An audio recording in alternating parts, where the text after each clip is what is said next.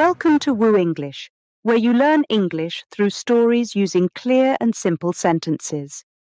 This story is specially designed to help you improve your language skills while enjoying an engaging tale. Remember, the purpose of this story is educational, and we do not encourage or glorify any harmful behavior. As you listen, feel free to leave comments and share your thoughts.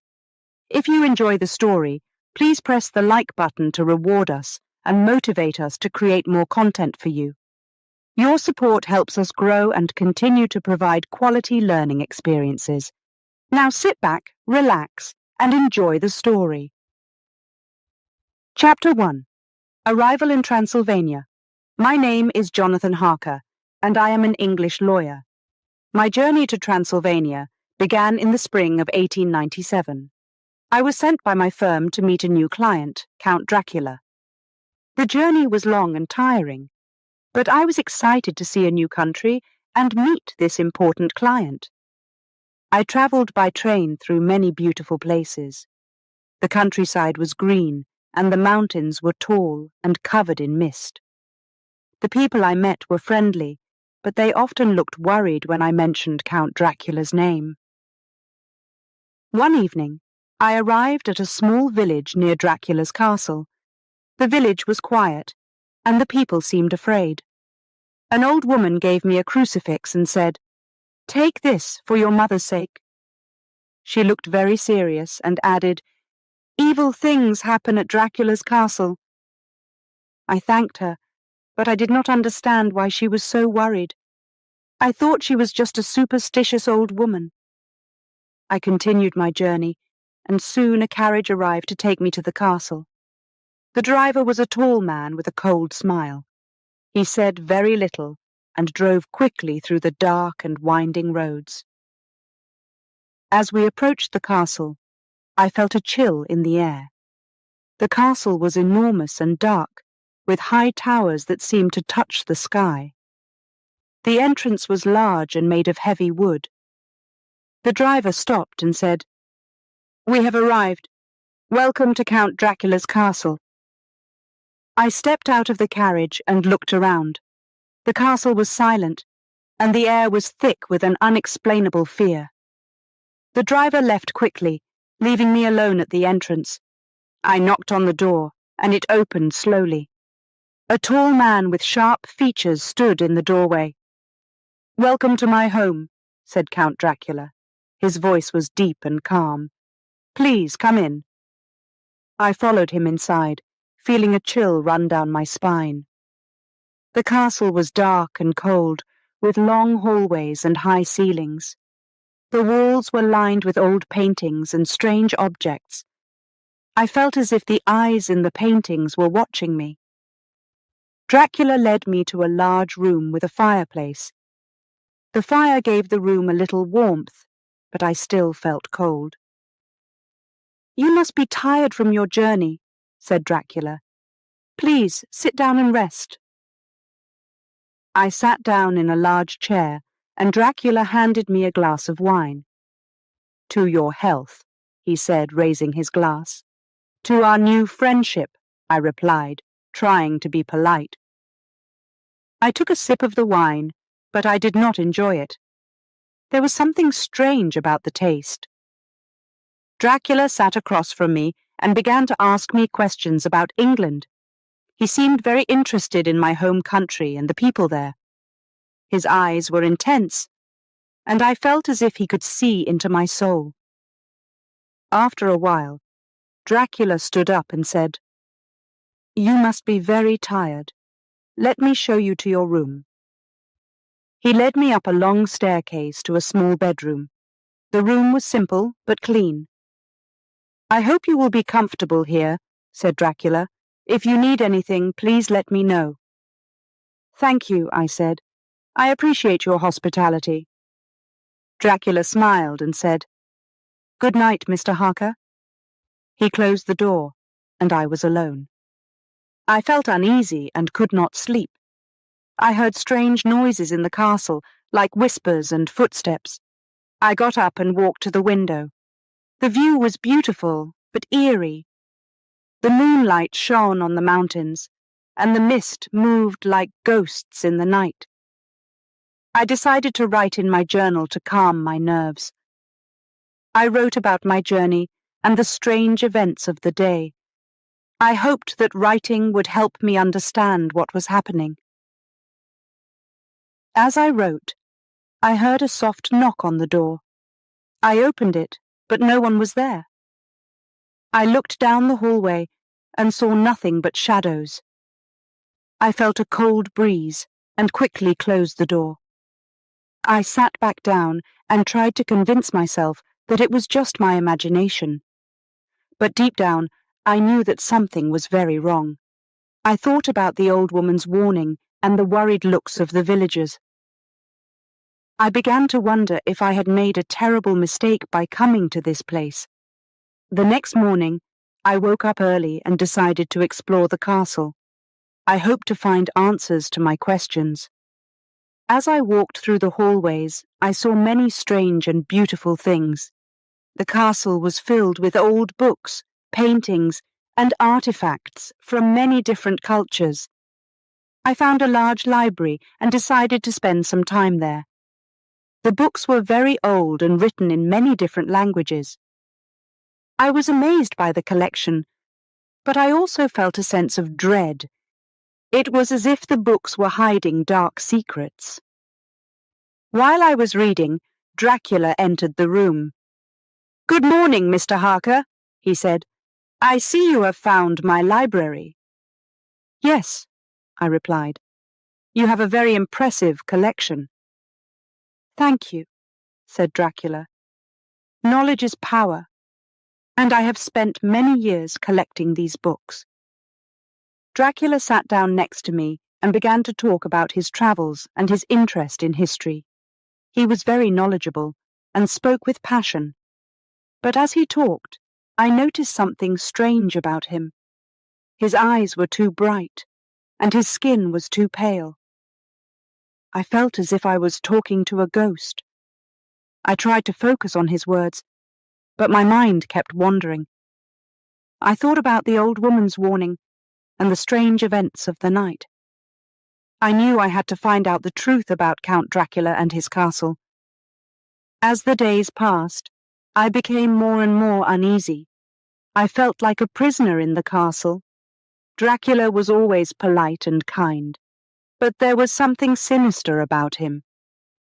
I began to fear for my safety and wondered if I would ever leave this place alive. One night, I decided to explore the castle again. I hoped to find something that would help me understand Dracula's secret. I walked through the dark hallways, careful not to make any noise. I found a door that was slightly open. I pushed it and entered a small room.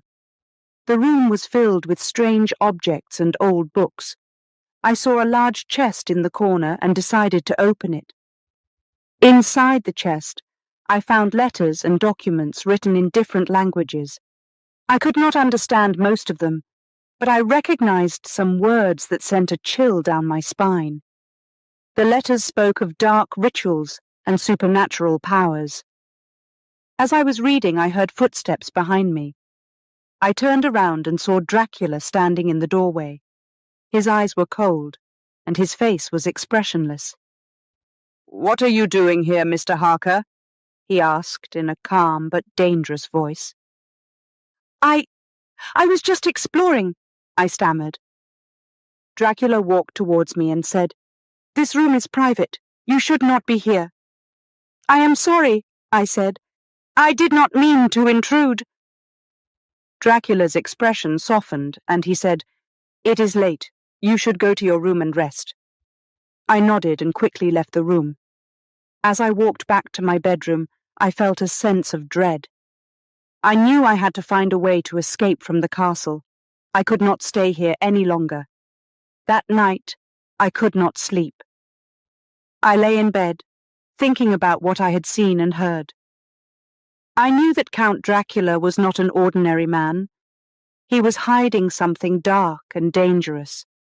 I had to find a way to leave the castle and warn the world about him.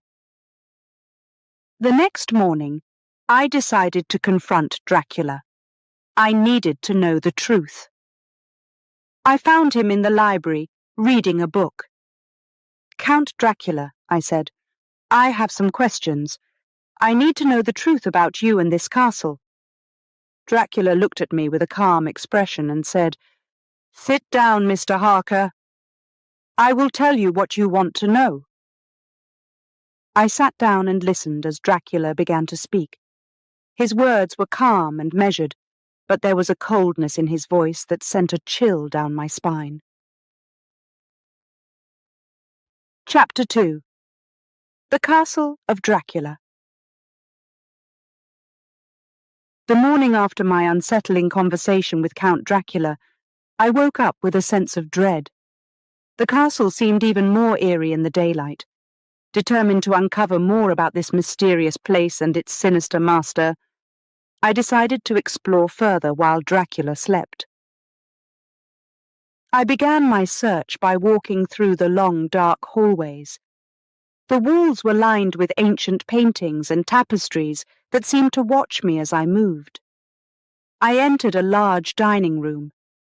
The table was set for a grand meal, but there was no food. The room was cold, and the silence was heavy. I felt as if I was not alone. I continued my exploration, finding room after room filled with strange and beautiful objects. There were old suits of armor, ornate mirrors, and dusty books. Each room told a story of a long and mysterious past. I could not help but feel that these stories were filled with dark secrets. As I walked, I found a door that was slightly ajar. I pushed it open and entered a small, dimly lit room. In the center of the room was a large wooden chest. My heart raced as I approached it. I opened the chest and found it filled with letters and documents. Some were written in languages I could not understand, but others were in English. I read the letters and felt a chill run down my spine. They spoke of dark rituals and ancient powers. They mentioned a creature that fed on the blood of the living. I realized that these letters were about Dracula. He was not just a man, he was something far more dangerous. As I was reading, I heard a noise behind me. I turned quickly and saw Dracula standing in the doorway. His eyes were cold, and his expression was unreadable. "What are you doing, Mr. Harker?" he asked in a calm but dangerous voice. "I was just exploring," I replied, trying to hide my fear. "I did not mean to intrude." Dracula stepped into the room and closed the door behind him. "This room is private," he said. "You should not be here." "I am sorry," I said. "I did not know." Dracula's expression softened slightly, but his eyes remained cold. "You must be careful," he said. "There are things in this castle that you do not understand." "I will be careful," I promised. "I will not enter this room again." Dracula nodded and said, "Good. Now, let me show you something." He led me down a narrow staircase to a dark, underground room. The air was cold and damp. In the center of the room was a large coffin. I felt a wave of fear as I realized what it was. "This is where I rest," Dracula said, his voice calm and emotionless. "During the day, I must sleep here. This is my home, and I must protect it." I looked at the coffin and felt a sense of dread. I knew that Dracula was not just a man. He was a vampire, a creature of the night that fed on the blood of the living. I had to find a way to escape this place before it was too late. Dracula looked at me and said, "You must be tired. Go to your room and rest." I nodded and quickly left the underground room. As I walked back to my bedroom, my mind raced with thoughts of escape. I knew that I had to find a way to leave the castle and warn the world about Dracula. That night, I could not sleep.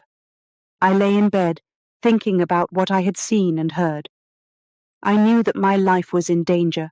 I had to find a way to escape and warn others about the dark secrets of Dracula's castle. The next morning, I decided to try and find a way out of the castle. I explored every hallway and room, looking for an exit. I found many locked doors and windows that were sealed shut. It seemed that Dracula had thought of everything to keep me trapped. As I was searching, I found a small window that was not locked. It was high up on the wall, but I thought I could reach it if I climbed on the furniture. I moved a heavy chair and climbed up. I looked out the window and saw the steep cliffs and the dark forest below. It was a long way down, but it was my only chance. I decided to wait until nightfall to make my escape. I spent the day preparing and gathering my things. I knew that I had to be quick and careful. If Dracula found out about my plan, I would be in great danger. As night fell, I felt a sense of urgency. I climbed up to the window and looked out. The moonlight lit the way, but it also made the cliffs look even more dangerous. I took a deep breath and began to climb out of the window. I was halfway down the wall when I heard a noise above me. I looked up and saw Dracula looking down at me. His eyes were filled with anger. "Where do you think you are going, Mr. Harker?" he shouted. I did not answer. I kept climbing, my heart pounding in my chest. I knew that if I stopped, I would not make it. Dracula climbed out of the window and started to come after me. I felt a wave of fear, but I knew I had to keep going. I reached the bottom of the wall and ran into the forest. I could hear Dracula behind me, but I did not look back. I ran through the dark forest, not knowing where I was going. I could hear Dracula getting closer, and I knew I had to find a place to hide. I saw a small cave and ran inside. I hid in the darkness, trying to catch my breath. I could hear Dracula outside the cave, searching for me. I held my breath, praying that he would not find me. After what felt like hours, I heard him leave. I waited a little longer before coming out of the cave. I knew that I had to keep moving. I had to find a way to get back to England and warn everyone about Dracula. My journey was far from over, but I had taken the first step. I had escaped the castle, and now I had to survive. As I walked through the dark forest, I thought about the people I had left behind. I thought about Nina, my fiancée, and how worried she must be. I had to get back to her and tell her everything. I had to stop Dracula before it was too late. The night was long and cold, but I kept moving. I knew that I could not stop. I had to keep going no matter how tired or scared I was. I had to survive. For Mina, for myself, and for everyone who was in danger. My journey had just begun, and I knew it would be a long and difficult one. But I was determined to succeed. I had to warn the world about the dark secrets of Dracula's castle. I had to make sure that no one else would fall into his trap. As the first light of dawn appeared on the horizon, I felt a glimmer of hope. I knew that I had a long way to go, but I also knew that I would not give up. I would fight, and I would survive. For now, I had escaped the castle of Dracula, but the real battle was just beginning. Chapter 3. Discovery of Dracula's Secret. My escape from Dracula's castle was just the beginning of my ordeal. I wandered through the dark forest, feeling the chill of the night air. I was exhausted, but determined to survive. The fear of Dracula finding me kept me moving. After hours of walking, I stumbled upon a small village. The sun was rising, and I felt a glimmer of hope. I knocked on the door of a small house, and a kind woman opened it. She looked at me with concern and invited me inside. Please, help me, I said, my voice weak. I need food and rest. The woman nodded and led me to a warm kitchen. She gave me bread and soup, and I ate gratefully. As I ate, I told her about my escape from Dracula's castle. Her eyes widened with fear.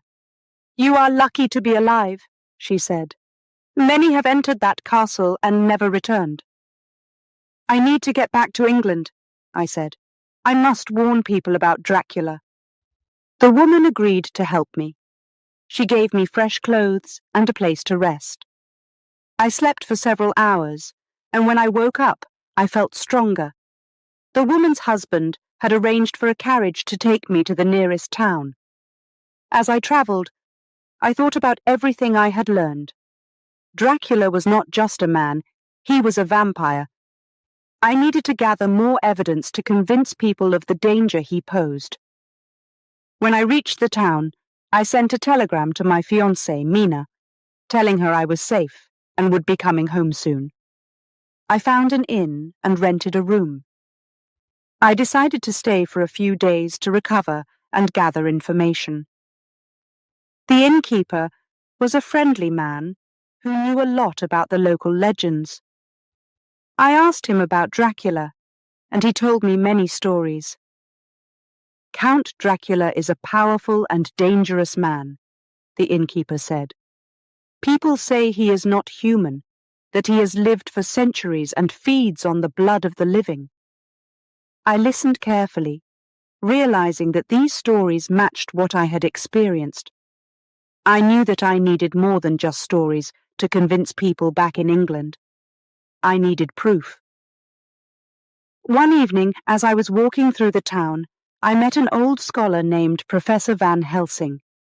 He was a wise and knowledgeable man who had studied many strange and mysterious things. I told him about my encounter with Dracula, and he listened with great interest. You are brave to have escaped from Dracula's castle, Van Helsing said.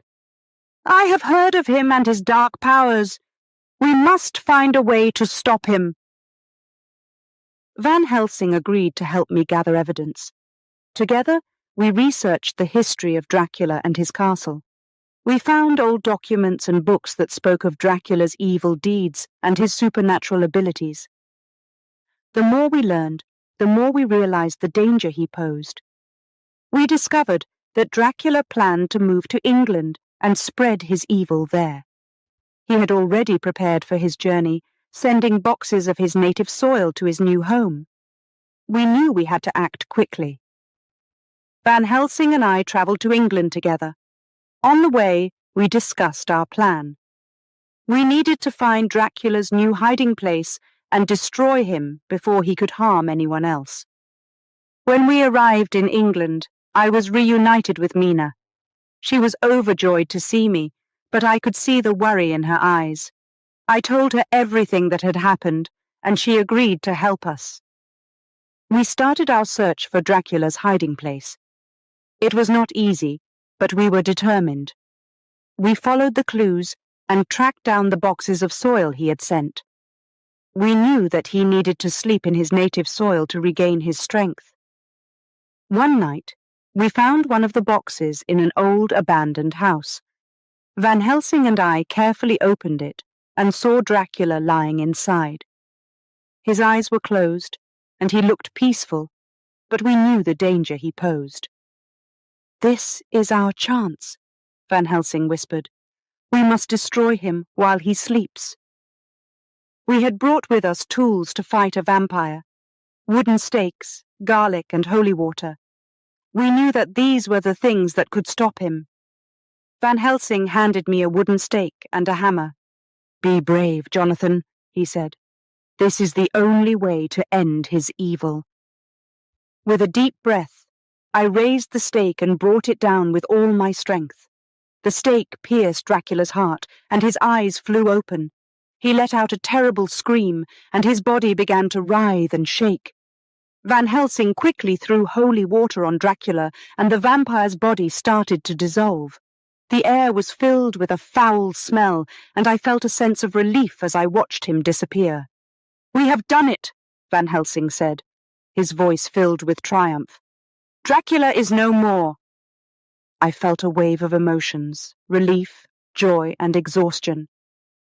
I knew that our fight was not over.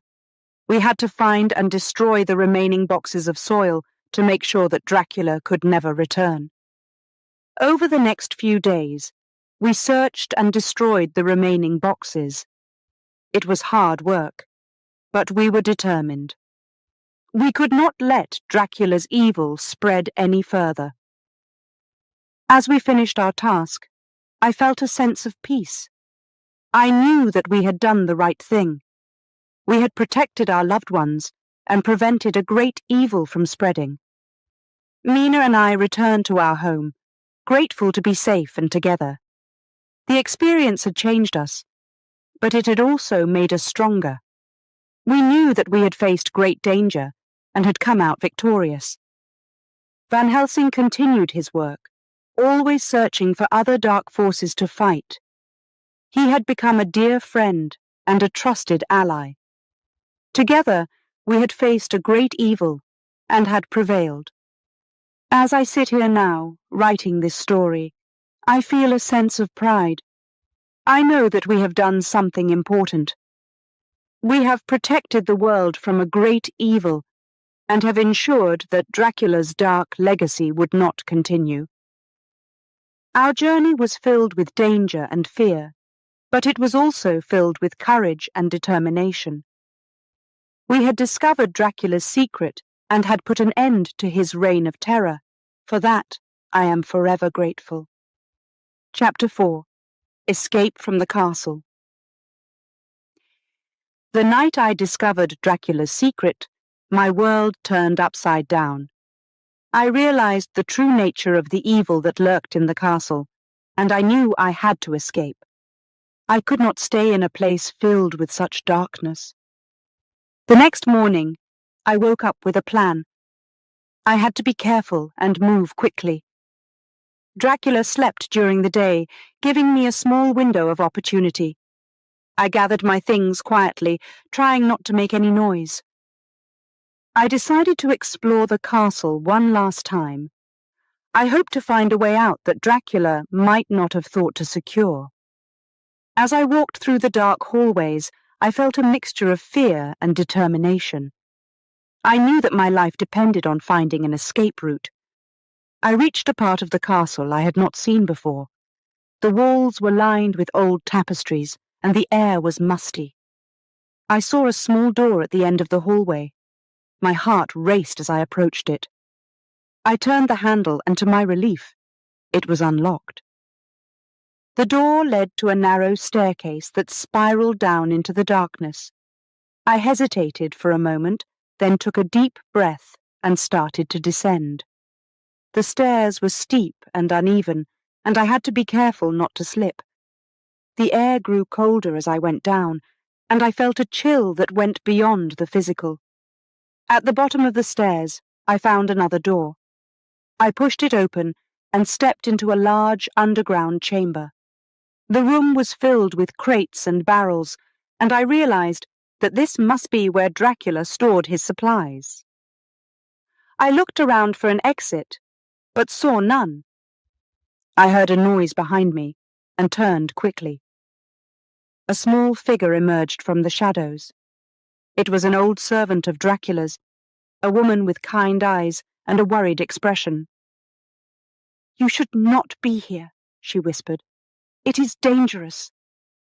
"I need to escape," I said urgently. "Please help me." The woman hesitated, then nodded. "Follow me," she said. "I know a way out." She led me through the chamber to a hidden door behind one of the crates. The door opened into a narrow tunnel. "This tunnel leads to the forest," she said.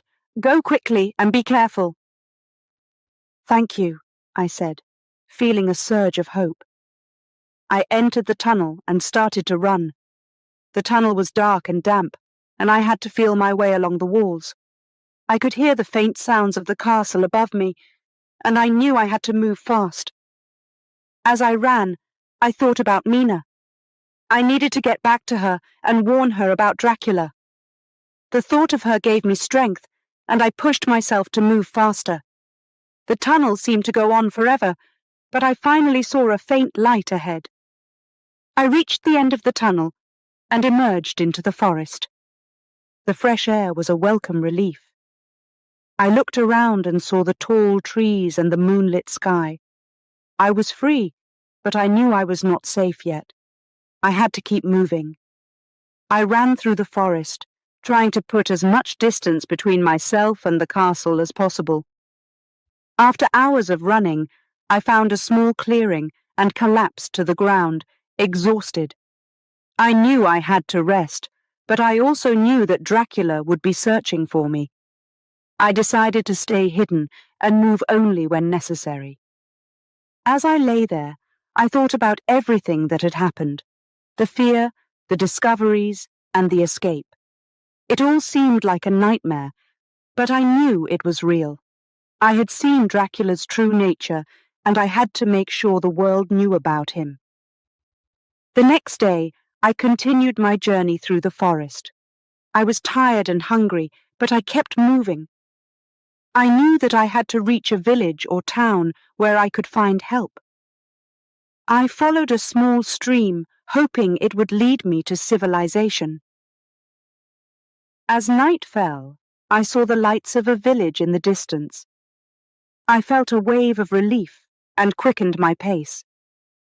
I reached the village and found a small inn. The innkeeper looked at me with surprise and concern as I stumbled in. "Please help me," I said, my voice weak.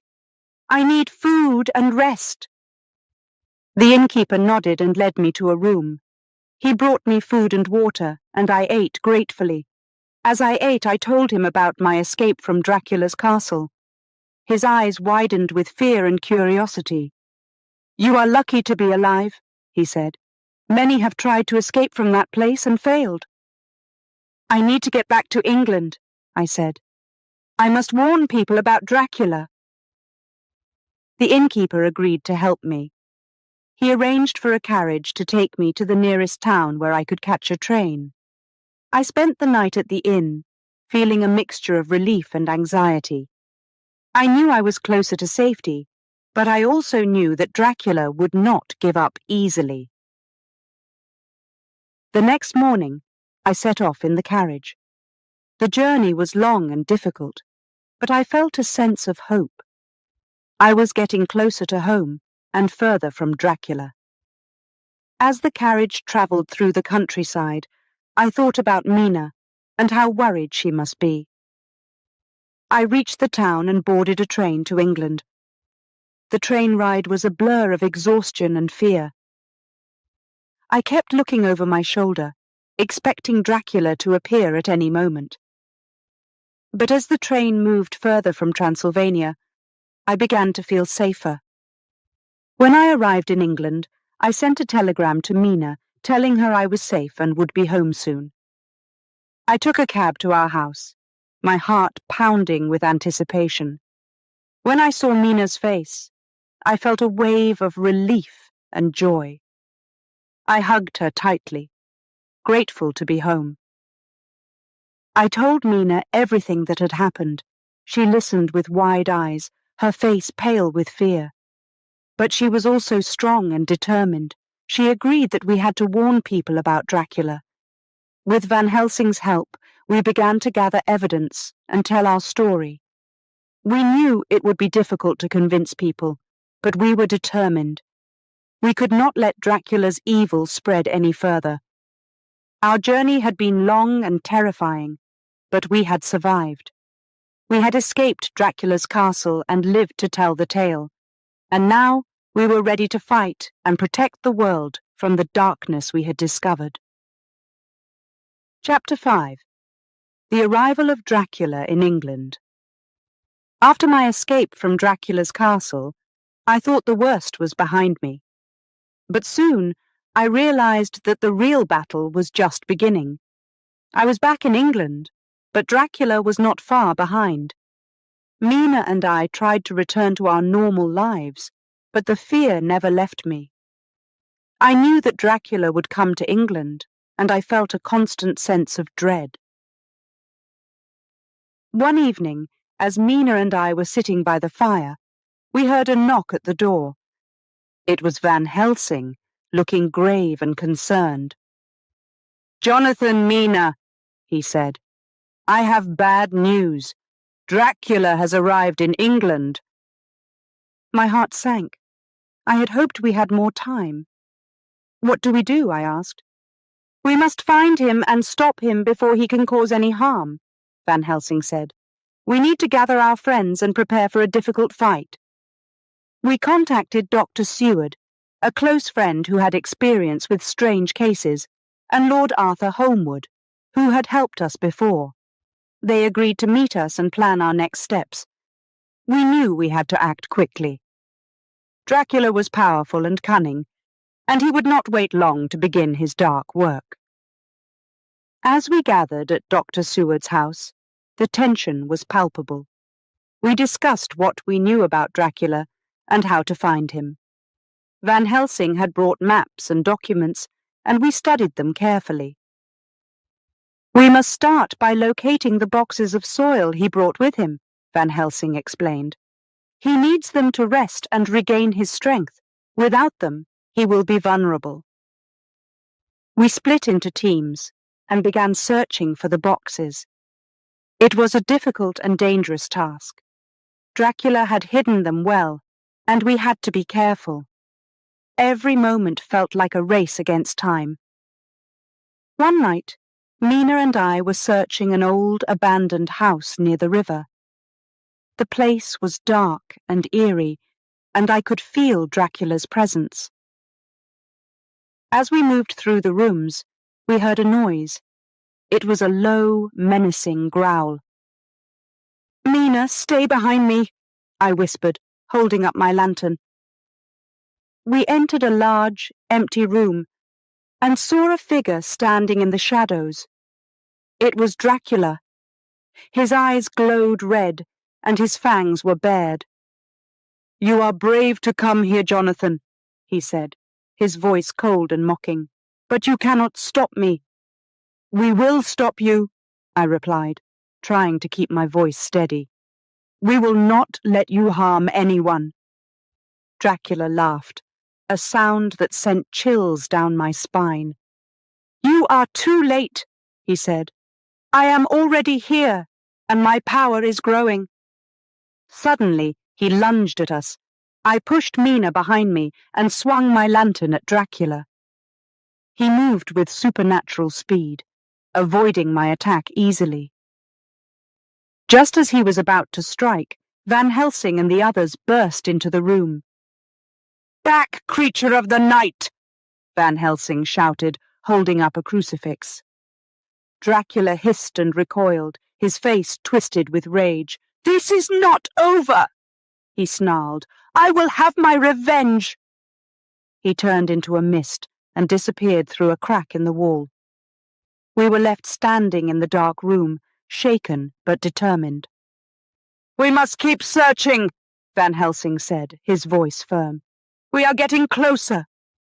Over the next few days, we found several of the boxes and destroyed them. Each victory gave us hope, but we knew that the final battle was yet to come. Dracula was growing desperate, and we had to be ready for anything. One evening, Mina and I were sitting in our study discussing our plans. Mina had been feeling unwell, and I was worried about her. She had been having strange dreams and seemed more tired each day. "Mina, you need to rest," I said, holding her hand. "This fight is taking a toll on you." "I'm fine, Jonathan," she insisted, though her eyes were weary. "We must focus on stopping Dracula."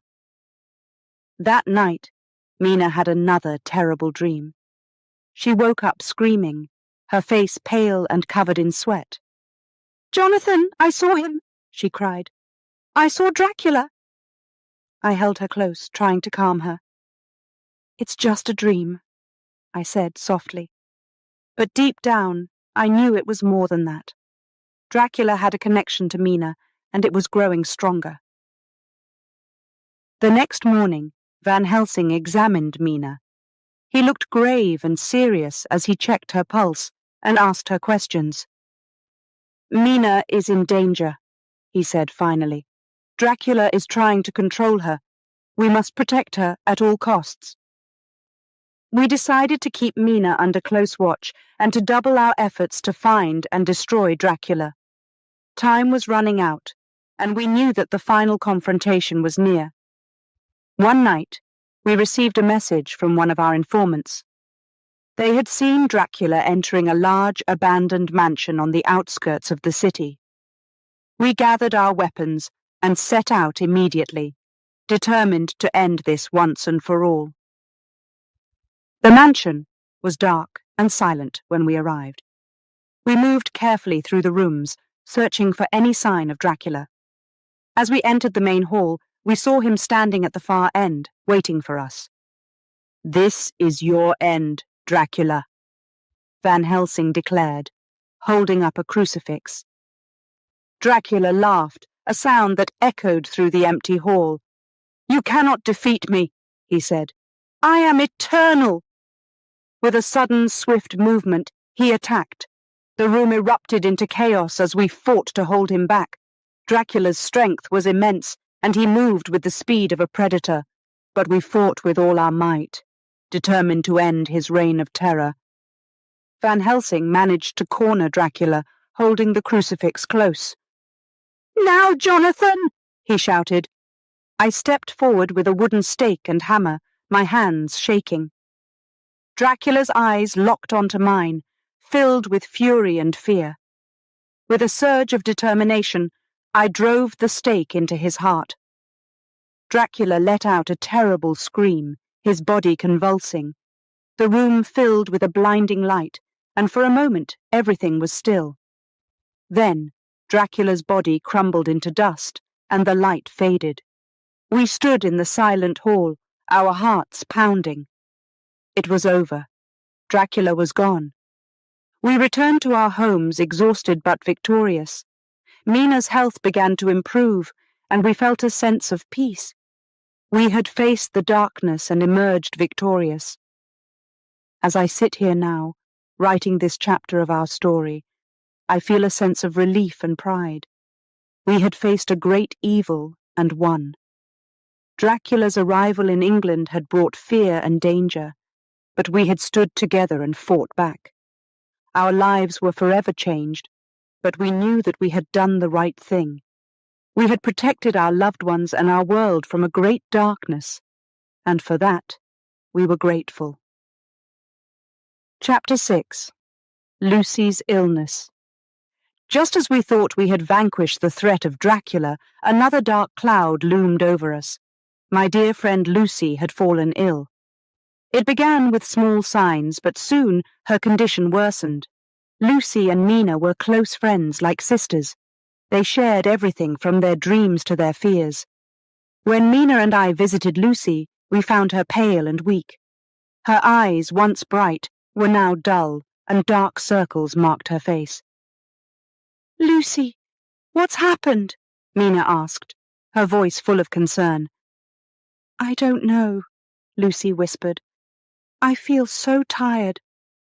So very tired." We called Dr. Seward immediately. He was a skilled doctor and a good friend. He examined Lucy carefully, his face growing more serious with each passing moment. "She's very weak," Dr. Seward said. "I'm not sure what's causing this, but we must find out quickly." Van Helsing joined us soon after. His vast knowledge of the supernatural was our best hope. He listened to Dr. Seward's report and looked closely at Lucy. "Tell me, Lucy," Van Helsing asked gently, "do you remember anything strange happening to you recently?" Lucy thought for a moment, then nodded slowly. "I've had terrible dreams," she said. "In my dreams, a dark figure comes to me at night. I feel cold, and when I wake up, I'm even more tired." Van Helsing's eyes narrowed. He turned to us, his voice grave. "We must act quickly. This is no ordinary illness.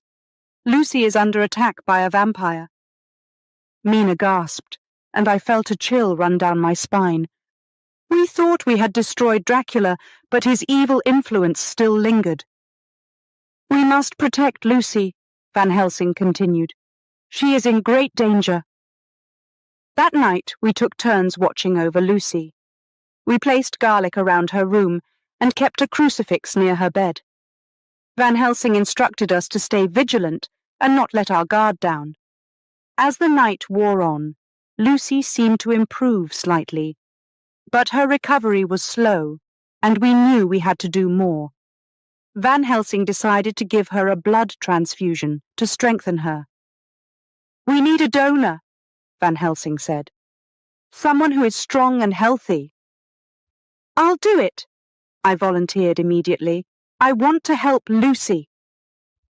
The transfusion took place, and slowly colour returned to Lucy's cheeks. She looked better, but Van Helsing warned us that the danger was not over. "Jonathan, you have given her strength," he said, "but we must find the source of this evil and destroy it completely." Over the next few days, Lucy's condition fluctuated. Some days she was better, and others she was worse. We continued our vigilance, hoping to keep her safe. One night, while we were watching over Lucy, I noticed something strange. A bat was hovering outside her window, its eyes glowing in the dark. I alerted Van Helsing, and he quickly closed the window and drew the curtains. "That is no ordinary bat," Van Helsing said. "It is a servant of the vampire. We must be even more careful." Despite our efforts, Lucy's condition worsened again. She became pale and weak, her breaths shallow. We were running out of time. "We need to find the vampire's lair," Van Helsing said urgently. "That is the only way to save Lucy." We searched tirelessly, following every clue and lead. Finally, we discovered an old, abandoned crypt in a nearby cemetery. It was a place filled with darkness and decay. We knew we had found the source of the evil. "We must go in and destroy whatever lies within," Van Helsing said. "Lucy's life depends on it." Armed with stakes, garlic, and holy water, we entered the crypt. The air was cold and foul, and our footsteps echoed in the darkness. As we moved deeper into the crypt, we found a coffin in the center of the room. Van Helsing signaled for us to stop. "Be ready," he said. "This will not be easy." With trembling hands, I opened the coffin. Inside, we saw a figure that looked like Lucy, but it was twisted and monstrous. Her eyes were closed, but I could see the fangs protruding from her mouth. "We must act now," Van Helsing said. "Jonathan, drive the stake through her heart." My heart pounded as I took the stake and hammer. I hesitated, looking at the face of my dear friend, but I knew what I had to do.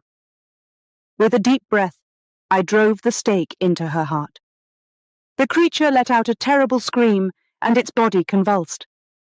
Van Helsing quickly poured holy water over it, and the figure began to dissolve into dust. The air cleared, and a sense of peace filled the crypt. "It is done," Van Helsing said softly. "Lucy is free." We left the crypt, our hearts heavy but relieved.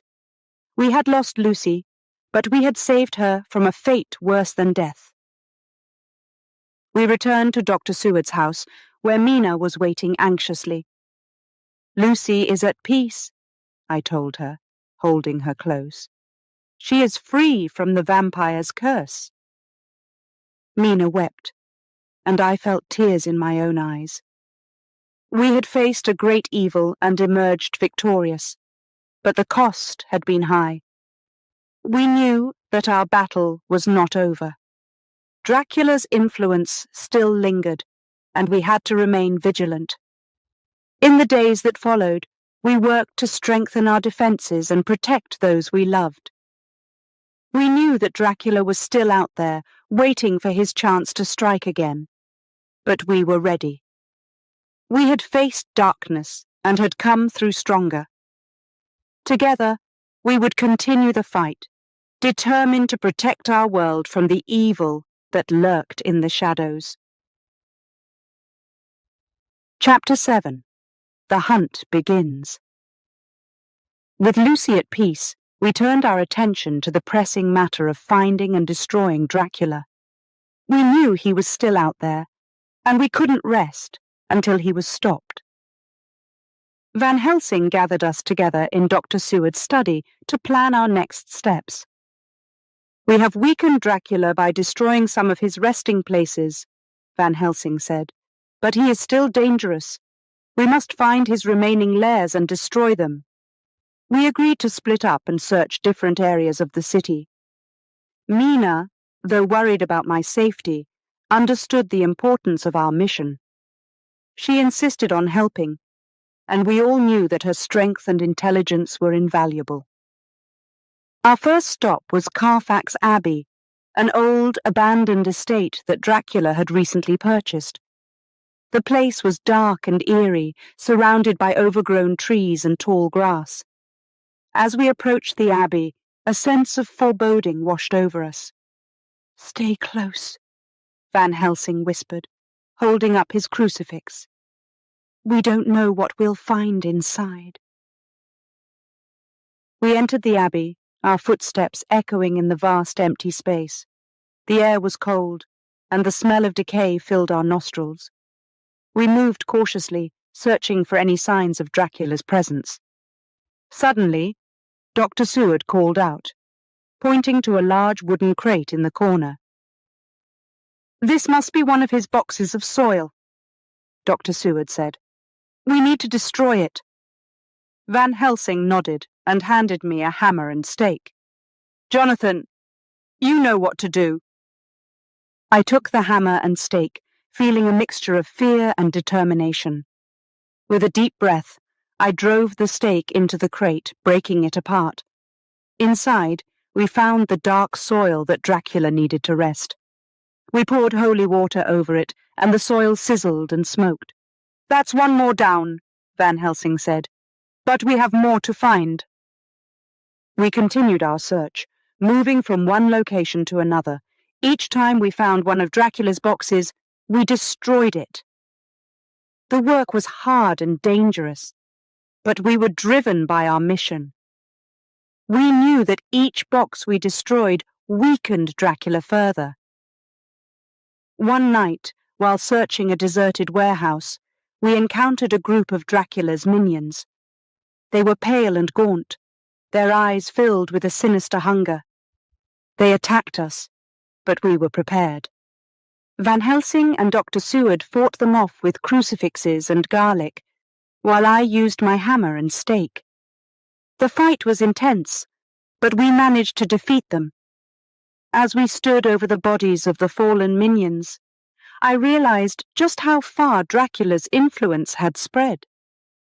We were not just fighting one vampire. We were fighting an entire network of evil. "We must remain vigilant," Van Helsing said, his voice grim. "Dracula's power is great, but we are stronger together." As we left the warehouse, I felt a sense of exhaustion.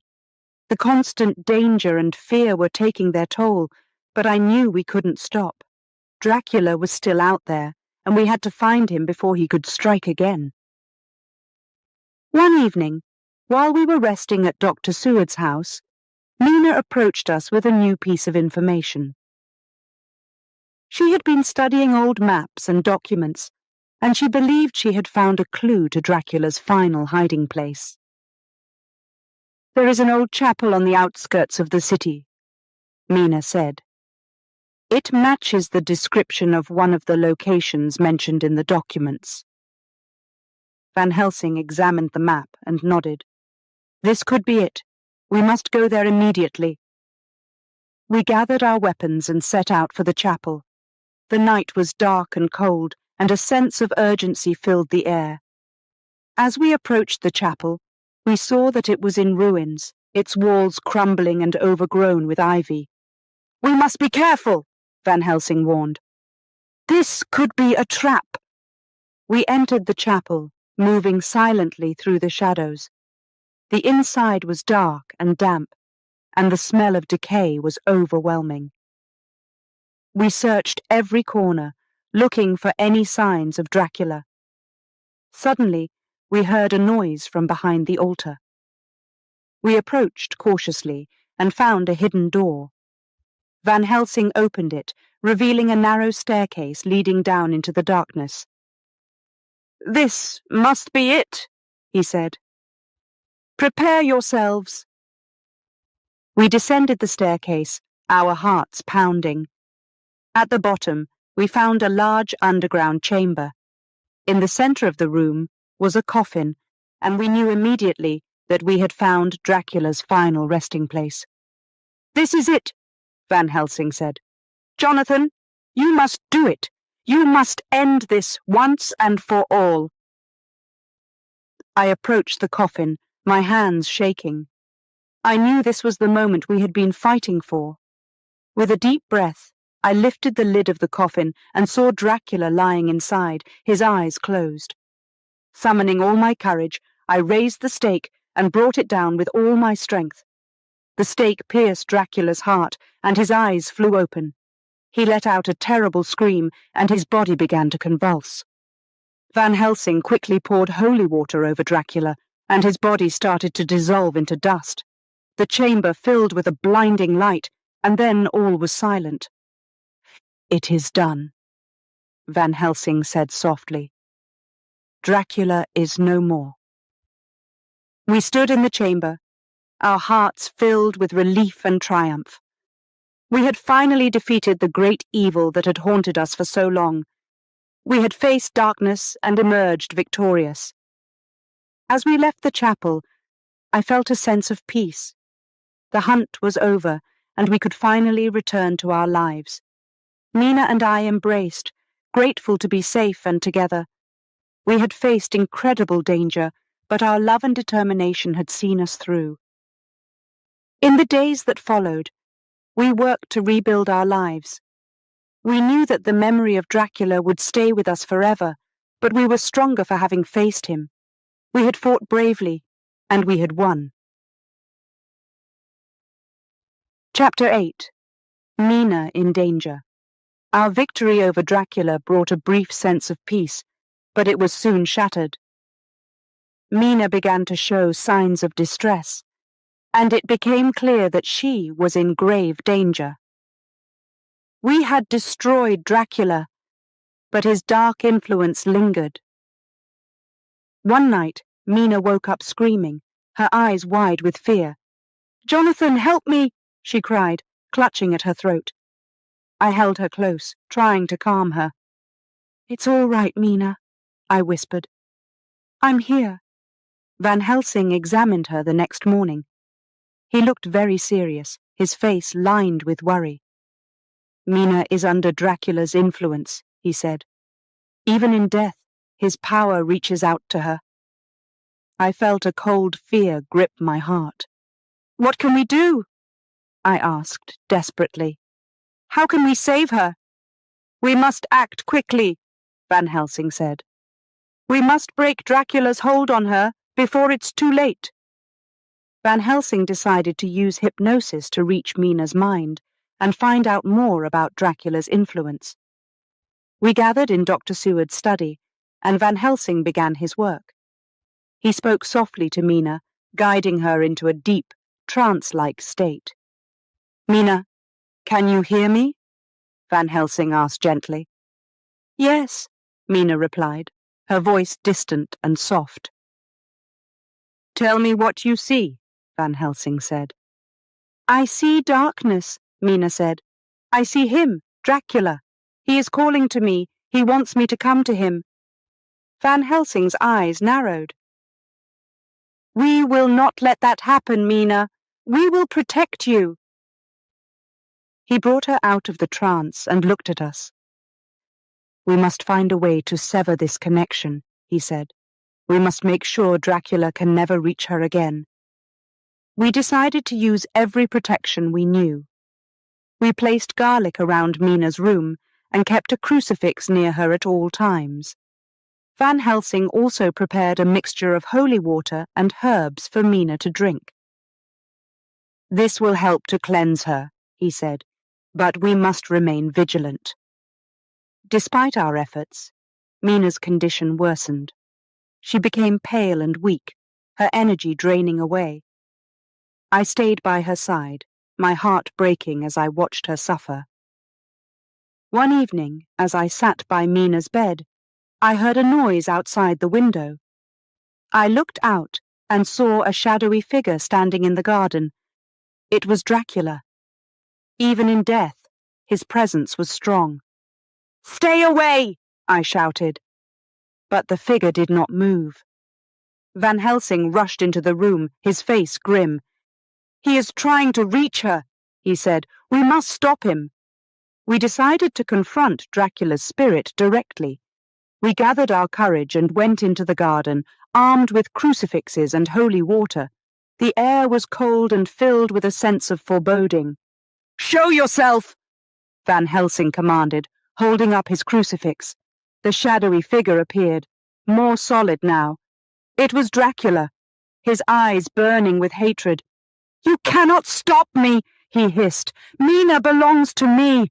She belongs to no one but herself," I shouted back, my anger giving me strength. Van Helsing began to chant in Latin, holding the crucifix high. Dracula recoiled, his form flickering like a flame in the wind. We threw holy water at him, and he screamed, his body dissolving into mist. "This is not over," he snarled as he disappeared. "I will return." We returned to Mina's room, our hearts heavy but determined. "We must find a way to break this curse completely," Van Helsing said. "We cannot let him take her." In the days that followed, we searched for a solution. Van Helsing studied ancient texts and rituals, looking for a way to protect Mina. He discovered an old ritual that might sever Dracula's hold on her. "This ritual is dangerous," Van Helsing warned, "but it is our best hope." We prepared everything for the ritual. We gathered in a circle around Mina's bed, holding hands and chanting the ancient words. The air grew cold, and a dark presence filled the room. "Mina, you must be strong," Van Helsing said. "You must fight him." Mina's eyes fluttered open, and she looked at us with a mixture of fear and determination. "I will," she said weakly. We continued the ritual, our voices growing louder. The dark presence intensified, and I felt a cold hand on my shoulder. I turned and saw Dracula's spirit, his eyes filled with malice. "You cannot have her!" I shouted, holding up my crucifix. Dracula screamed and recoiled, his form flickering. Van Helsing threw holy water at him, and he writhed in pain. "This is the end," Van Helsing said. "You have no power here." With a final, terrible scream, Dracula's spirit dissolved into nothingness. The room grew still, and the dark presence vanished. Mina's breathing steadied, and her colour began to return. "We did it," Van Helsing said, his voice filled with relief.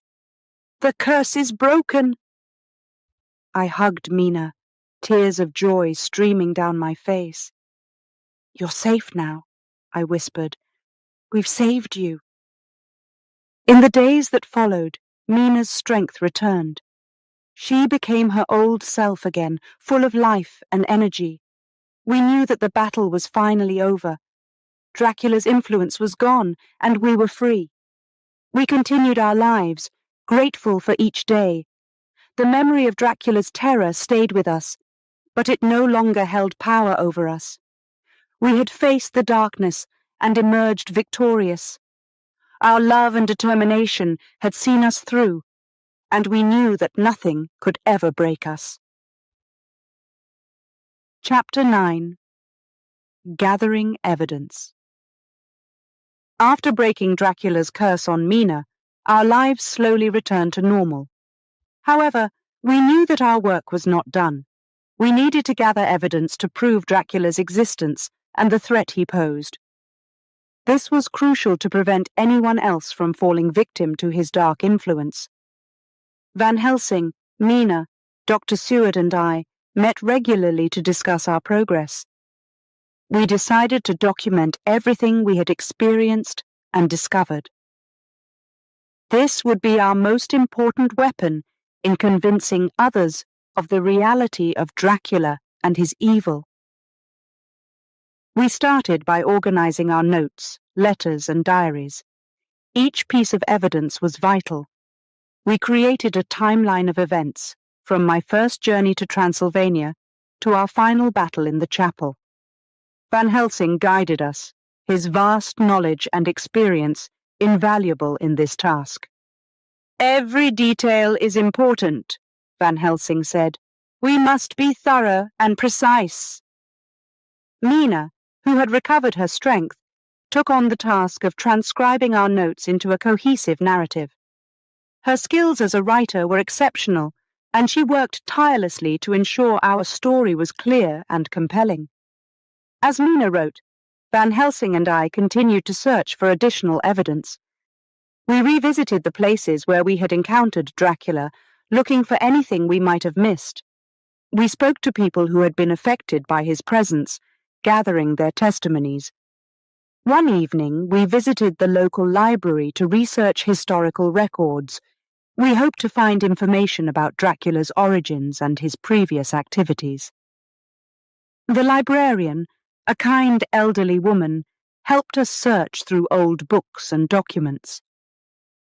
"Dracula has a long history," Van Helsing explained. "He has caused suffering for centuries.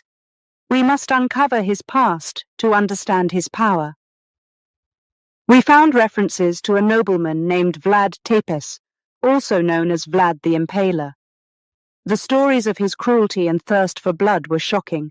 It became clear that Dracula was this same man, using his dark powers to extend his life and continue his reign of terror. "Vlad Tepes was a monster in life," Van Helsing said. "In death he became even more dangerous." With this new information, we felt more confident in our ability to make our case. We included these historical accounts in our narrative, drawing connections between Vlad Tepes and Dracula. The evidence was compelling, but we knew we needed more. We decided to consult with experts in folklore and the supernatural. Van Helsing reached out to his colleagues around the world, asking for their insights and support. Their responses were varied but helpful. Some provided additional stories and legends about vampires, while others offered scientific explanations for Dracula's abilities. One particularly useful contact was a professor from Vienna who had studied the folklore of Eastern Europe extensively. He sent us detailed notes on vampire legends, including methods of protection and destruction. "These legends have a basis in truth," Van Helsing said. "We must use this knowledge to strengthen our case." As we compiled our evidence, we also prepared to present it to the authorities. We knew that convincing them would be difficult. The idea of a vampire in modern society was hard to accept. However, we were determined to try. We arranged a meeting with a respected police inspector. He listened patiently as we presented our evidence, his expression growing more serious as we spoke. We showed him our documents, historical records, and testimonies. Mina's narrative was particularly powerful, detailing her own experiences and the danger she had faced. The inspector was skeptical at first, but as he reviewed our evidence, his attitude changed. "This is extraordinary," he said. "If what you say is true, it's a threat we cannot ignore." "We are not asking you to believe us blindly," Van Helsing said. "We ask only that you investigate further." The inspector agreed to look into our claims. He promised to keep an open mind and take our evidence seriously. This was a significant step forward, but we knew our work was not done.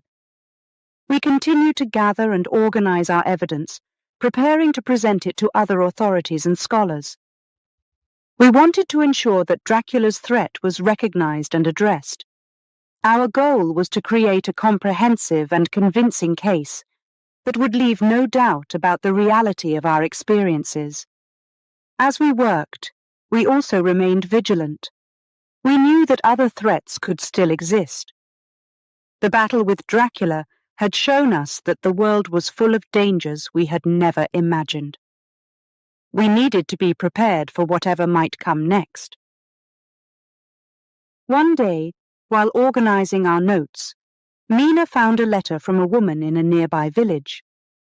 The letter described strange occurrences similar to what we had experienced. We decided to visit the village and investigate further. The woman, Mrs. Hawkins, welcomed us into her home. She told us about the recent arrival of a mysterious man who had brought fear and illness to the village. Her story mirrored our own encounters with Dracula. "This man fits the description of a vampire," Van Helsing said. "We must act quickly." We investigated the village, speaking to other residents and gathering their testimonies.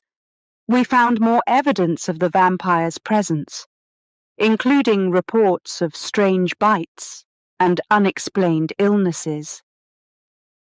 It became clear that Dracula's influence was still present. With this new evidence, we returned to the authorities. We presented our findings, emphasizing the urgency of the situation. The police inspector, now more convinced of our claims, agreed to take immediate action. The authorities organized a search of the village and the surrounding area. With our guidance, they found the vampire's hiding place and destroyed it. This victory reinforced the importance of our work and the need to remain vigilant. As we continued to gather evidence and share our story, we received support from unexpected places. Scholars, officials, and ordinary people began to take notice of our efforts.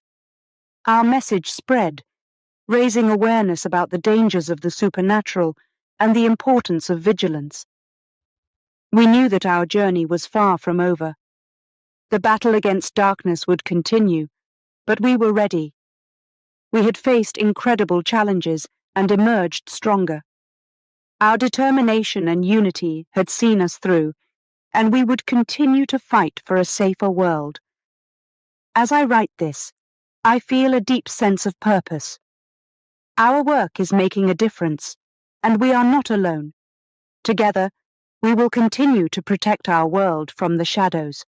We will gather evidence, share our knowledge, and stand strong against any threat. The fight is not over, but we are ready for whatever comes next. Chapter 10. Confrontations with Dracula.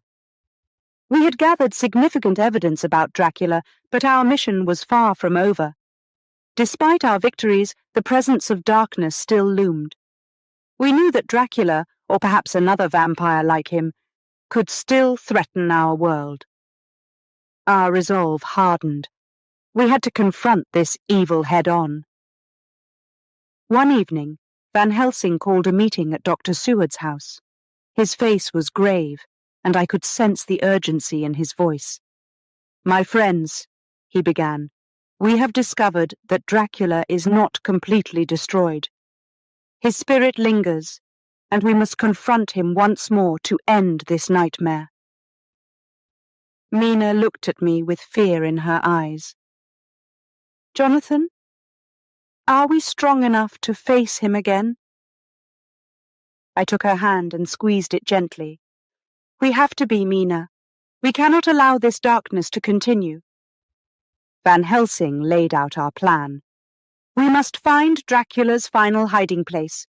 This time, we will ensure that he cannot return. We will confront him and end his reign of terror once and for all." Our search led us to an old abandoned manor on the outskirts of London.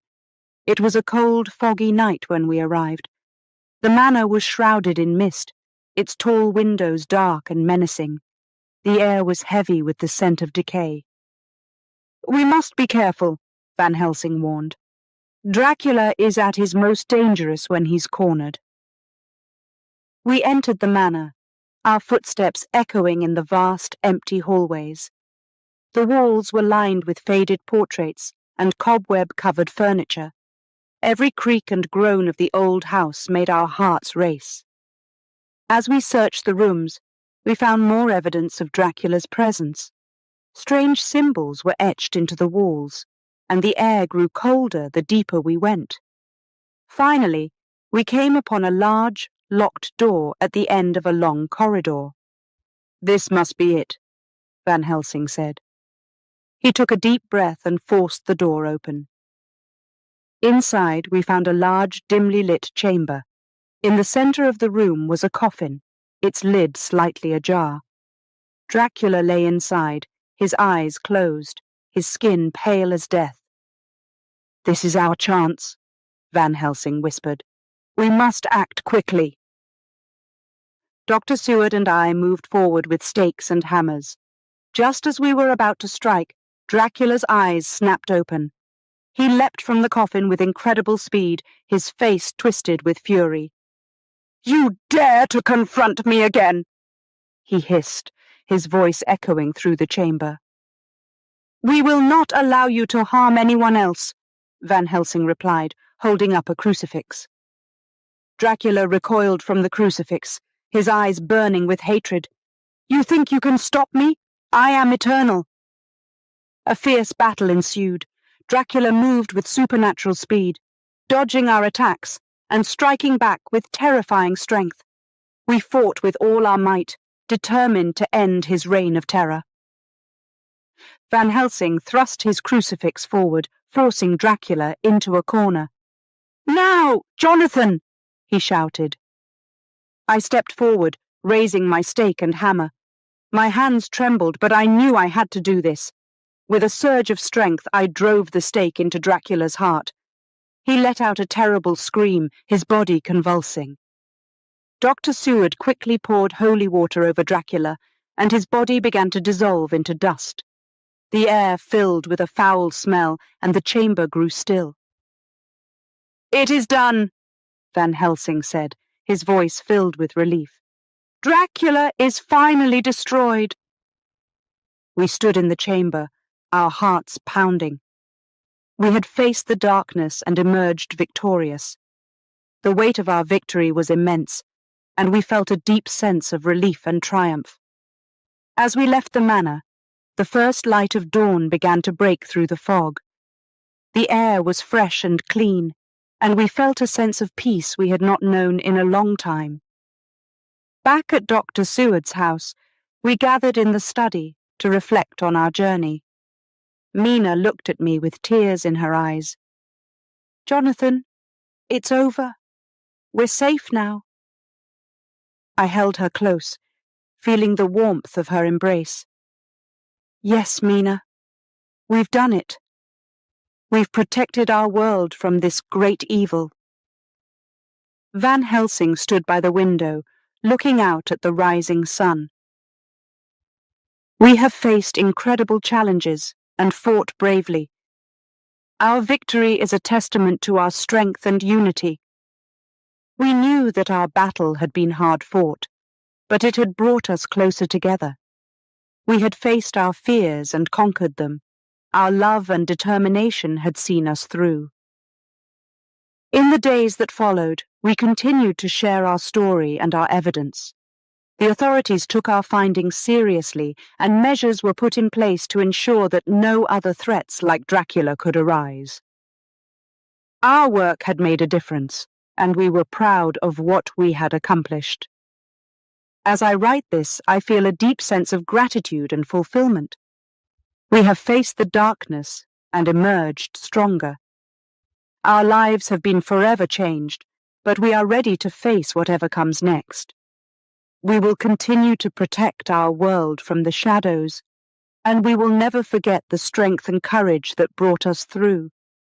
The memory of Dracula's terror will always be with us, but it no longer holds power over us. We have seen the depths of fear and emerged victorious.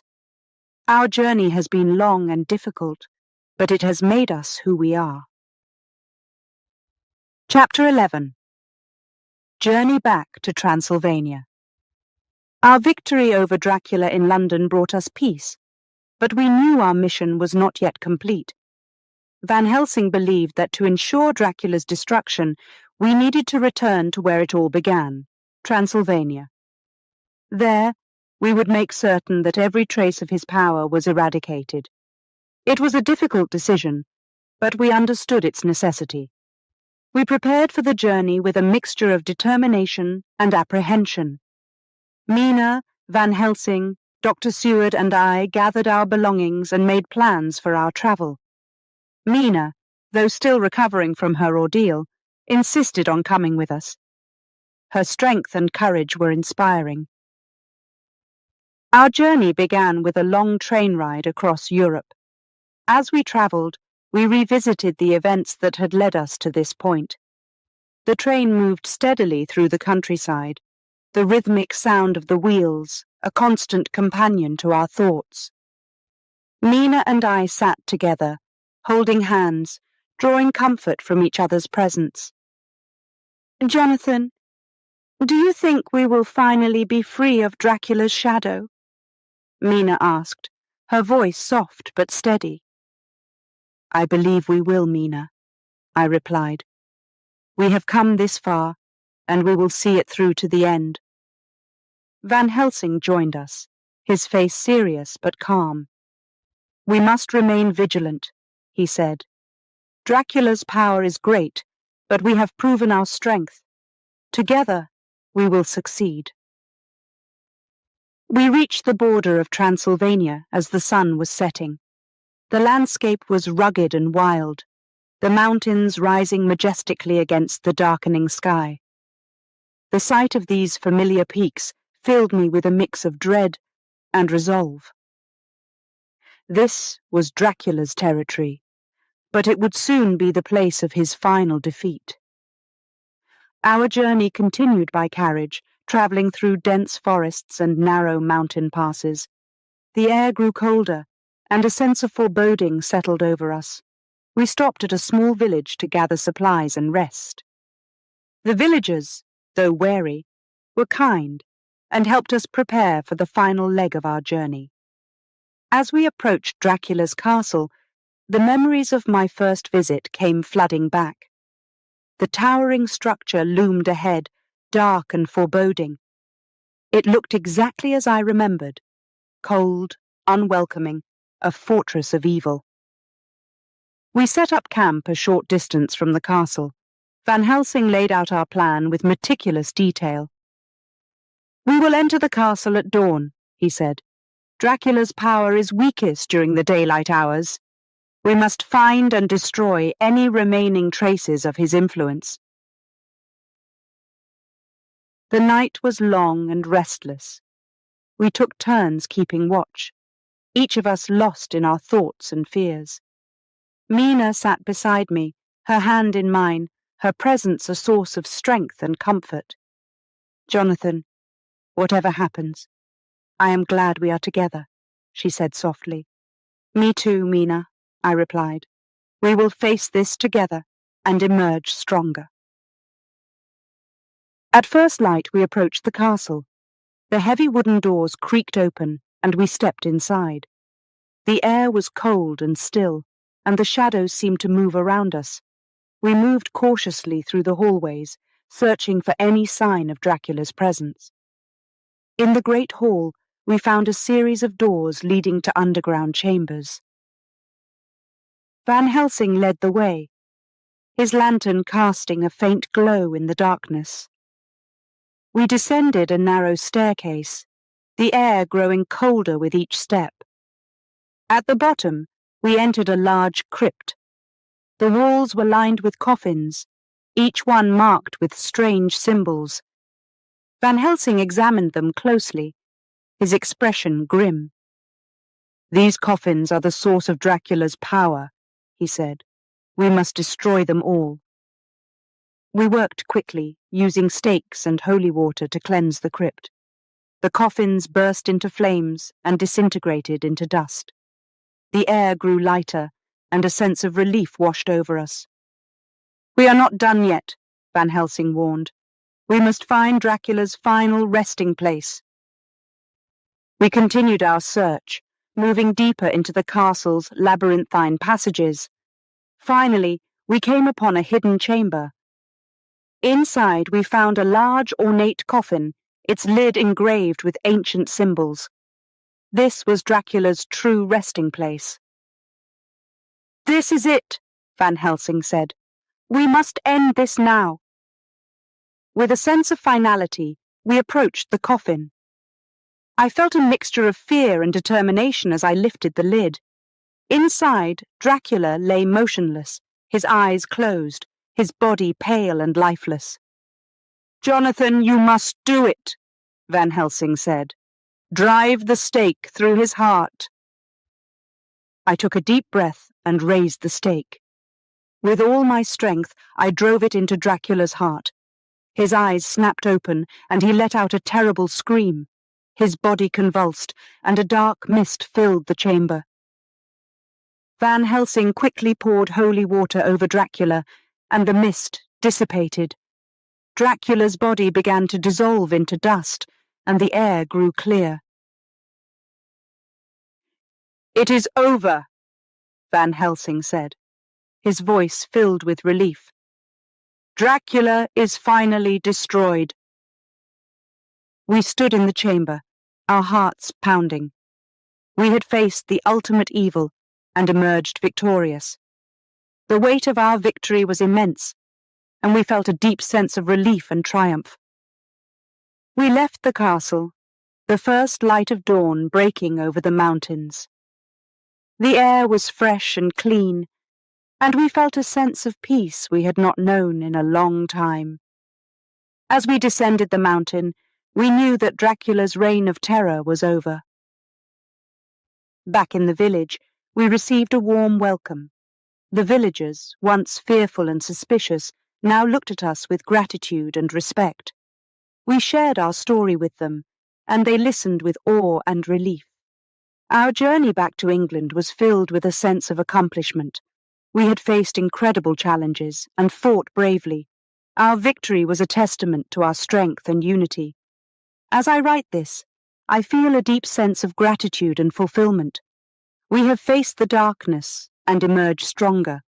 Our lives have been forever changed, but we are ready to face whatever comes next. We will continue to protect our world from the shadows, and we will never forget the strength and courage that brought us through. The memory of Dracula's terror will always be with us, but it no longer holds power over us. We have seen the depths of fear and emerged victorious. Our journey has been long and difficult, but it has made us who we are. We are stronger together, and we will face the future with hope and determination. The darkness has been defeated, and the light of a new day shines brightly upon us. Our story is one of triumph and courage, and it will inspire others to stand strong against the forces of evil. Chapter 12. The Final Chase. After destroying Dracula's final resting place, we felt a profound sense of relief. However, Van Helsing warned us that our mission was not yet complete. We had eradicated his presence in Transylvania, but we needed to ensure that no remnants of his evil lingered. Our final task was to hunt down any remaining followers and secure our victory. We left the village at dawn, our spirits high but our determination unwavering. Van Helsing led the way, guiding us through the dense forests and rugged terrain. Our destination was a remote part of the Carpathian Mountains, where Dracula's minions were rumored to be hiding. As we journeyed deeper into the mountains, the landscape grew wilder and more forbidding. The trees closed in around us, and the path became steep and treacherous. Yet our resolve never wavered. We knew that the final confrontation was near. On the third day of our journey, we set up camp by a fast-flowing river. The sound of the water was soothing, but we remained on high alert. Van Helsing had noticed signs that we were being followed. Tracks in the mud and broken branches told us that Dracula's minions were close. "We must be ready," Van Helsing said as we gathered around the campfire. "They will not give up easily. They are desperate and dangerous."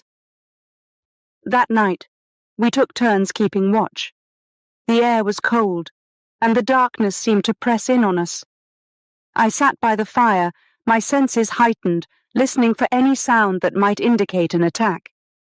Mina stayed close, her presence a source of comfort and strength. In the early hours of the morning, just as the first light of dawn began to touch the sky, we heard a rustling in the trees. Van Helsing was instantly alert, his eyes scanning the darkness. "They are here," he whispered. "Prepare yourselves." We moved quickly and quietly, gathering our weapons and forming a defensive circle. The rustling grew louder, and suddenly dark figures emerged from the shadows. They were pale and gaunt, their eyes glowing with an unnatural light. Dracula's minions attacked with ferocity, but we were ready. Van Helsing wielded his crucifix, forcing them back with its holy power. Dr. Seward and I fought with stakes and knives, each of us determined to protect our friends and end this threat once and for all. The battle was intense. The minions moved with supernatural speed, their attacks swift and deadly. But we fought with equal determination, driven by the knowledge that this was our final stand. Mina stayed close to me, her bravery inspiring us all. As the sun rose higher, its light began to pierce the forest canopy. The minions recoiled from the sunlight, their strength waning. Van Helsing took advantage of this, pressing the attack with renewed vigor. "Now is our chance!"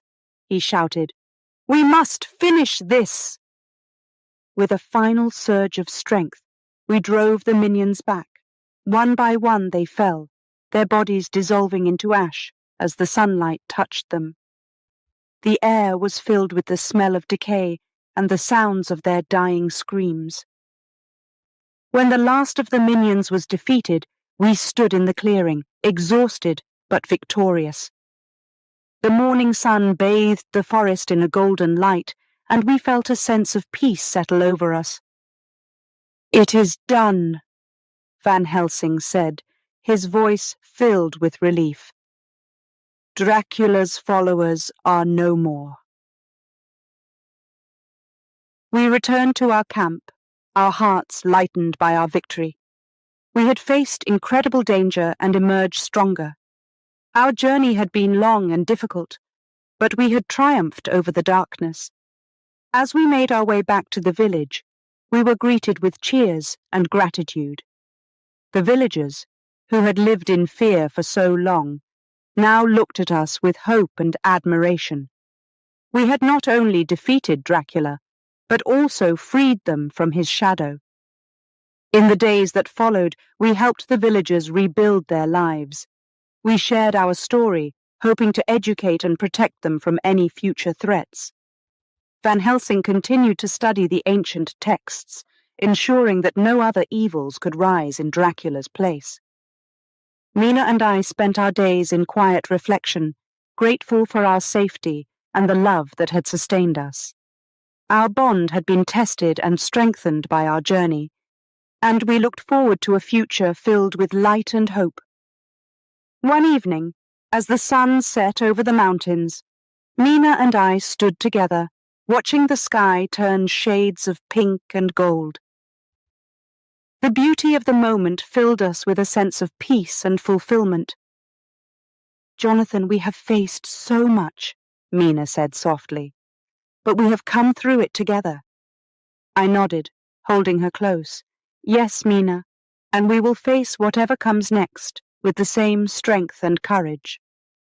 Our journey had been long and filled with challenges, but it had also brought us closer together. We had fought against the darkness and won, and now we could look to the future with hope and determination. As I write this, I am filled with a deep sense of gratitude. We have faced incredible odds and emerged victorious. Our lives have been forever changed, but we are stronger for it. We will continue to protect our world from the shadows, always ready to stand against any threat. Our story is one of triumph and courage, and it will inspire others to face their fears and stand strong. We have seen the depths of darkness, but we have also seen the power of love and determination. Together, we will continue to fight for a future filled with light and hope. The memory of Dracula's terror will always be with us, but it no longer holds power over us. We have conquered the darkness, and the light of a new day shines brightly upon us. Our journey has made us who we are, and we are ready for whatever comes next. Chapter 13. The Climactic Battle. Our journey through Transylvania had brought us face to face with Dracula's minions, but we knew that the true final confrontation was yet to come.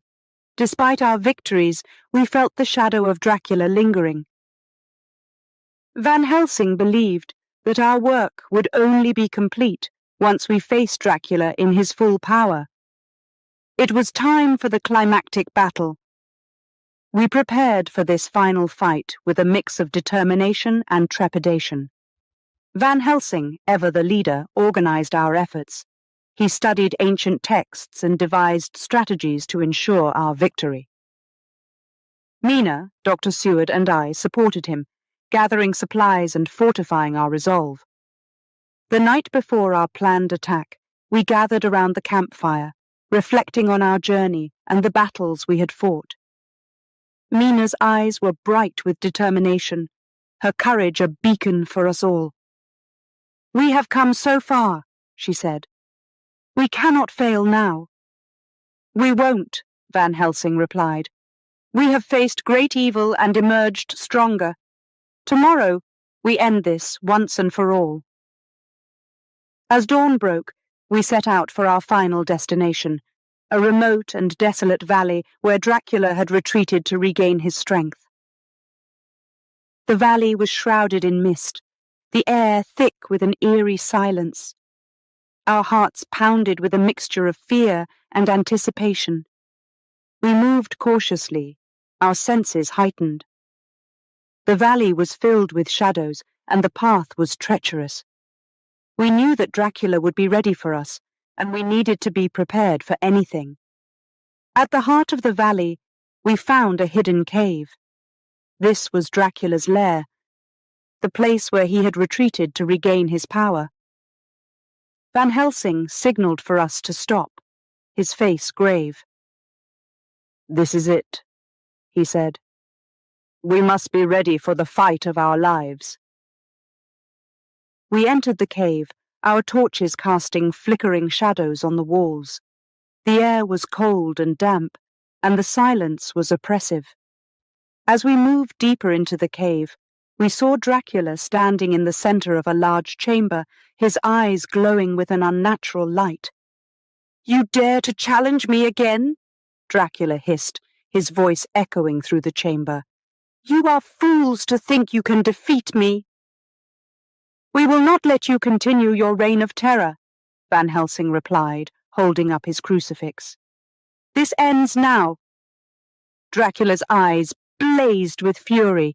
"You will regret this," he snarled. With a sudden, swift movement, Dracula attacked. The chamber erupted into chaos as we fought to hold him back.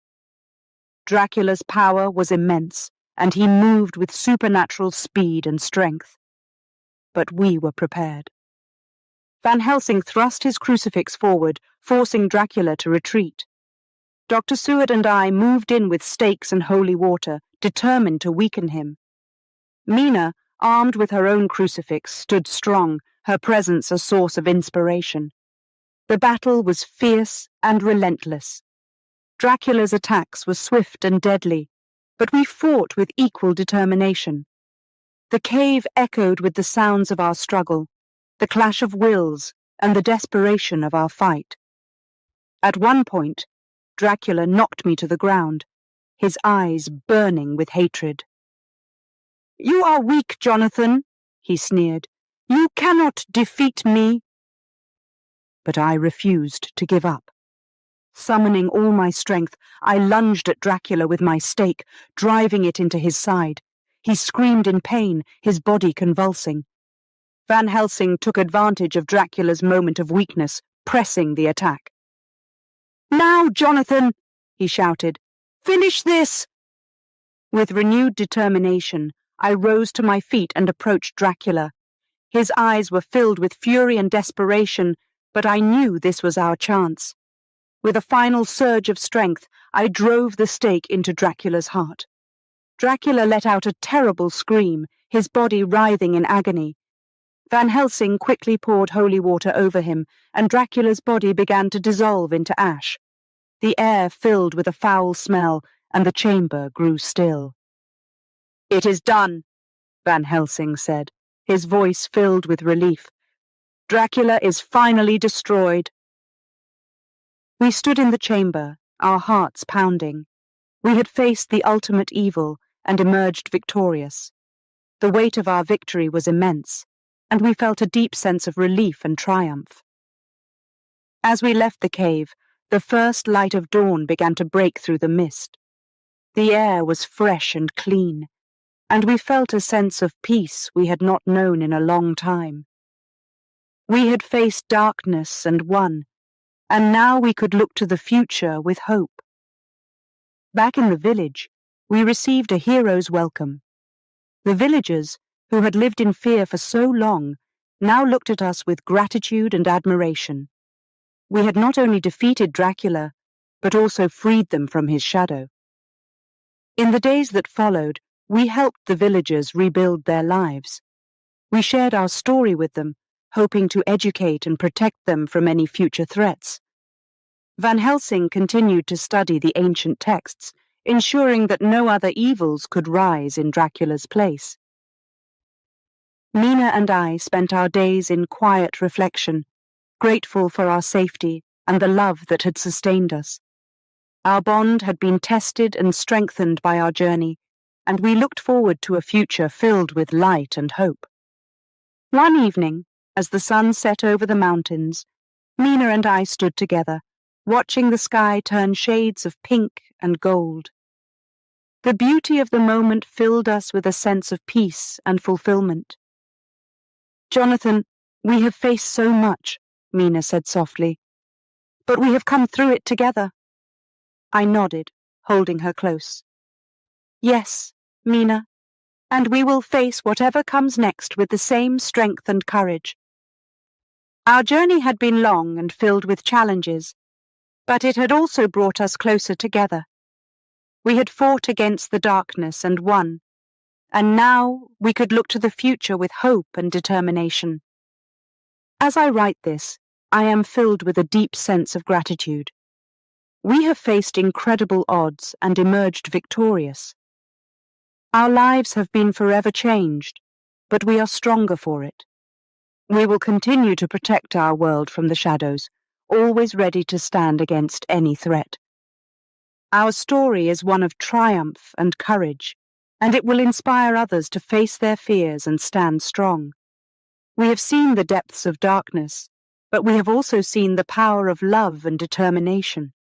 Together, we will continue to fight for a future filled with light and hope. The memory of Dracula's terror will always be with us, but it no longer holds power over us. We have conquered the darkness, and the light of a new day shines brightly upon us. Our journey has made us who we are, and we are ready for whatever comes next. Chapter 14. Victory and Loss. Our victory over Dracula brought a profound sense of relief and triumph, but it was not without its costs. The battle had taken a toll on each of us, and as we began to recover from the ordeal, we also had to face the reality of our losses. Back in the village, we were hailed as heroes. The villagers, who had lived in fear for so long, celebrated our success. They showered us with gratitude and gifts, their faces filled with hope and relief. Yet amidst the celebrations, there was a quiet sense of sorrow. We had lost friends and allies along the way, and their absence was deeply felt. Mina and I spent our days helping the villagers rebuild their lives. We repaired homes, restored fields, and shared stories of our journey. The work was hard but fulfilling. It gave us a sense of purpose and helped to heal the wounds left by our battle. One evening, as the sun set over the mountains, Mina and I sat together on a hillside overlooking the village. The sky was a tapestry of colours, the beauty of the moment filling us with a sense of peace. "Jonathan, do you ever think about those we've lost?" Mina asked softly, her voice tinged with sadness. "Yes, Mina," I replied, holding her hand. "I think about them every day. They were brave and fought alongside us. Their sacrifices made our victory possible." Mina nodded, her eyes glistening with tears. "I miss them," she said, "but I know they would want us to live and find happiness." "We will, Mina," I promised. "We will honor their memory by living our lives to the fullest." Van Helsing, too, felt the weight of our losses. Though he was a man of great strength and wisdom, the battles had left their mark on him. He spent hours poring over ancient texts, ensuring that no remnants of Dracula's influence remained. He was determined to prevent any future threats. One day, as we were working in the village, Van Helsing approached me. His face was lined with fatigue, but his eyes were filled with determination. "Jonathan, we must ensure that Dracula's evil is completely eradicated," he said. "There are still places we need to check, remnants that must be destroyed." I nodded, understanding the importance of his mission. "I will help you, Van Helsing. We cannot leave any stone unturned." Together, we visited the last of Dracula's known hiding places. We destroyed any remaining artifacts and sealed the entrances to his lairs. Each act of destruction felt like a step closer to true peace. The villagers watched us with respect and gratitude, their trust in us unwavering. As we continued our work, I found myself reflecting on the journey we had taken. We had faced incredible dangers and emerged victorious. Yet the cost of our victory was always in my thoughts. The friends we had lost, the battles we had fought, all weighed heavily on my heart. One evening, Van Helsing called us together. He stood before us, his expression serious but hopeful. "My friends," he began, "we have achieved a great victory, but we must remain vigilant. The world is full of unknown dangers, and we must be prepared to face them. We have the strength and the knowledge to protect those we love." We all nodded, understanding the gravity of his words. We had been through so much, and we knew that our fight against darkness might not be over. But we were ready. We had proven our strength and our unity. Mina, ever the source of strength and courage, stood beside me. Her presence was a constant reminder of why we fought. We fought for love, for peace, and for the future. As the days turned into weeks, we continued our work in the village. We rebuilt homes, planted crops, and helped the villagers reclaim their lives. The sense of community and purpose gave us all a sense of healing. One morning, as we were working in the fields, a young boy approached me. He looked up at me with wide, curious eyes. "Mr. Harker, Is it true that you fought a real vampire? He asked. I smiled, kneeling down to his level. Yes, it's true, I said. But it wasn't just me. We all fought together, and that's why we won. The boy's eyes lit up with admiration. I want to be brave like you, he said. You already are, I replied, ruffling his hair. Bravery is about doing what's right, even when it's hard. As I watched the boy run off to join his friends, I felt a deep sense of hope for the future. Our victory had given us the strength to rebuild, to move forward, and to protect those we loved. Mina and I often talked about the future. We dreamed of a life filled with love and peace, free from the shadows of the past. Our journey had changed us, but it had also brought us closer together. We knew that whatever challenges lay ahead, we would face them together. One evening, as we sat by the fire, Mina took my hand. Jonathan, we have been through so much, but I know that as long as we are together, we can face anything. I feel the same way, Mina, I said, looking into her eyes. Our love and our strength have seen us through the darkest times, and they will continue to guide us. As I write this, I am filled with a deep sense of gratitude. Our journey has been one of incredible challenges and profound loss, but it has also been a journey of strength, love, and victory. We have faced the darkness and emerged stronger, ready to face whatever the future holds. We will honor the memory of those we have lost by living our lives with purpose and courage. We will protect our world from the shadows and ensure that the light of hope continues to shine brightly.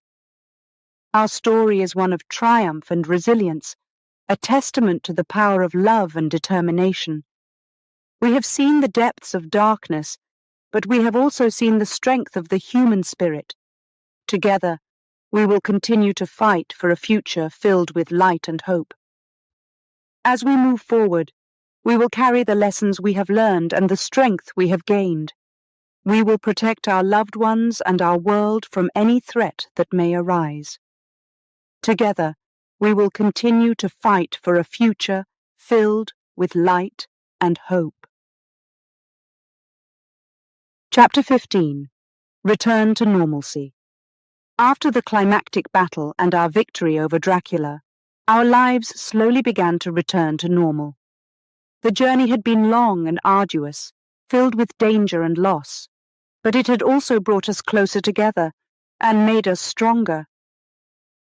As we settled back into our daily routines, we found solace in the simple joys of life and the love that sustained us. Mina and I decided to stay in the village for a few more weeks. We wanted to ensure that everything was truly settled and that the villagers were safe. The village, once shrouded in fear, was now filled with hope and gratitude. The people had embraced us as their own, and we felt a deep connection to this place that had witnessed our greatest struggles and triumphs.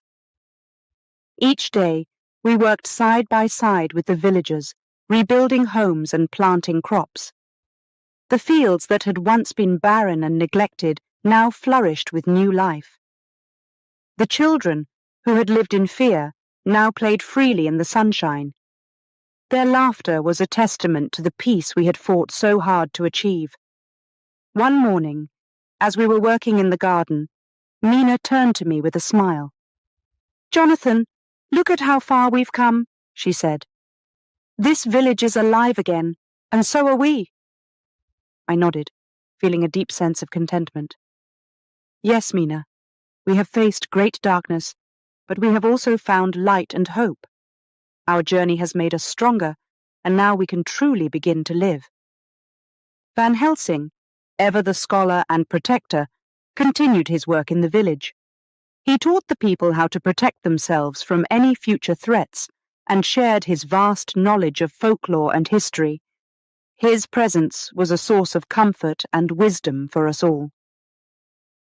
One evening, as we gathered around the fire, Van Helsing spoke of his plans to return to his homeland. "I have much work to do," he said, "but I will always be grateful for the time I have spent here and the friends I have made." "We will miss you, Van Helsing," I said. "Your guidance and strength have been invaluable." Van Helsing smiled, his eyes twinkling with warmth. "And I will miss you all.